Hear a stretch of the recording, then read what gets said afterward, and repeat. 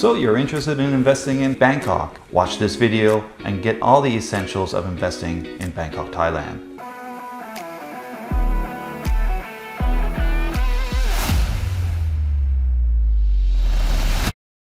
Hi, I'm Gerald.Enright.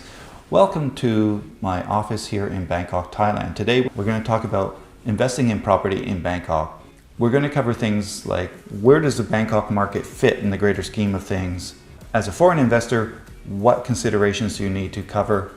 How can you do transactions? What's the cost of buying? What yields should you expect from your investment? What's the cost of owning an investment? And what's the cost of liquidating your investment? At the end of this video, I'm going to share with you what I call my diamonds, what I personally look for as an investor in Bangkok. So let's get into the Bangkok market. Here I have a graph of where the Bangkok market fits into the scheme of things as far as other major cities. And you'll find that it falls right about in the middle at $5,266 US per square meter. It's significantly cheaper than its closest competitor going up, which is Taiwan and India, and a lot cheaper than Hong Kong. There are cheaper places to invest, such as Philippines, Malaysia, Cambodia, Indonesia, and Vietnam, but you have to look at the economics of each of these places and have to decide whether those are right for you. But in the scheme of things, it's relatively affordable as an Asian city. If you're watching this video, you're probably a foreigner and you're interested in investing. There are considerations as a foreigner. It's not complicated. There's only two things that you really need, and this is you need to buy foreign quota properties, and this only applies to condos. So let's focus on condos, and you need to bring 100% of the funds used to purchase the property in from overseas. And we have to have a paper trail to prove that the money came in from overseas. Now, sitting overseas in the middle of a pandemic, you may say, how can I transact? And even out of the pandemic, it's an expensive trip to do to come and transact a property. There actually is a way to do it using what they call power of attorney. You can come and do it yourself, or you can issue a power of attorney to a trusted party here in Thailand. This could be your lawyer, could be a friend, or it could be a real estate agent. This power of attorney grants permission for that person to represent you at the government offices when it comes to transfer the property across to the new owner. What's the cost of buying?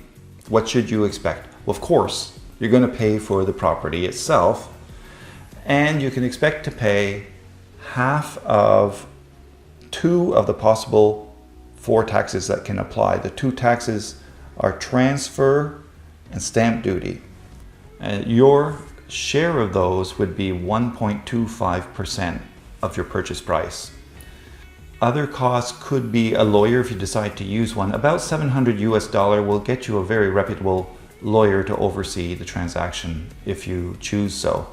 Some agents will do the transfer for you. That would be a decision that you'd have to make, whether you want to save that cost. If you're just beginning, I think maybe a lawyer on your first transaction or two might give you that peace of mind to know that your interests are looked after. Once you own a property, what returns can you expect? So I look at returns in two ways. One would be the rental yield, and the other is the equity gain on the property.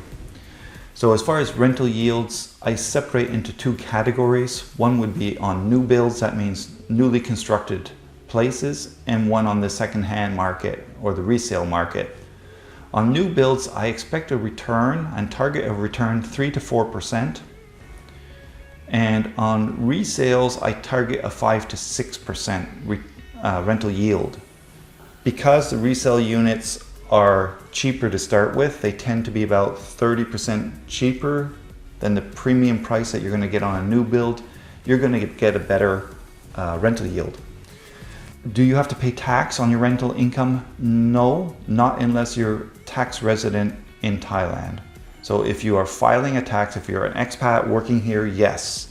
The tax that applies to the people who are taxable is 12.5%. What kind of equity growth can you expect on your property?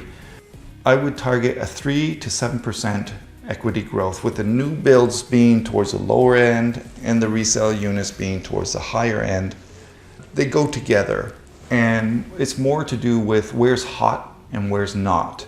So things that are in a hot location can easily achieve a 7% year on year. If it's an expansion area of Bangkok, if it's a hot area, you can get that 7%. If it's a cool area too far from public transit, that kind of thing, you're going to get your 3%, somewhere in that range. Typical is about 5%. Well, how much should you expect to pay every year to own your property? There are several costs that you need to look at. The two fixed costs is your common fees and your taxes. So common fees are like strata fees. They pay for the maintenance of the building and facilities. You should expect about $2 US per square meter per month. So if you had a 100 square meter unit, you would expect about $200 a month as a cost of maintenance and owning that unit in that building. It can fluctuate quite a bit. In lower end buildings, it can go down to as low as $1.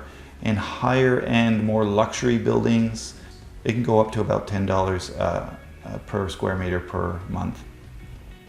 As far as property taxes are concerned, they're relatively low here. You're going to pay about $18 per $100,000 of property value. This means on a $500,000 property, you can expect to pay $100 a year on tax.